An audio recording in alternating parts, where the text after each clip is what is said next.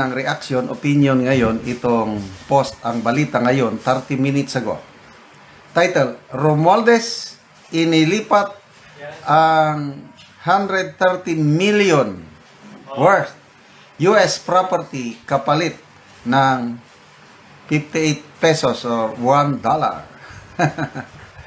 Sa isang kahina-hinala at maaring ituring umano na fraudulent conveyance, ayon sa ilang US lawyers, lumabas na inilipat ni ex-Speaker Martin Romualdez ang kanyang 130.5 million peso or $2.24 million na ari-arian sa Dover, Massachusetts sa kumpanyang konektado umano sa kanyang fraternity brad sa halagang 58 pesos or $1 lamang.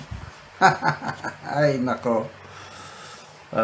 Ang property ay pag-aari ni Romualdez mula pa noong 1988. Nang bilhin niya ito sa halagang $650,000.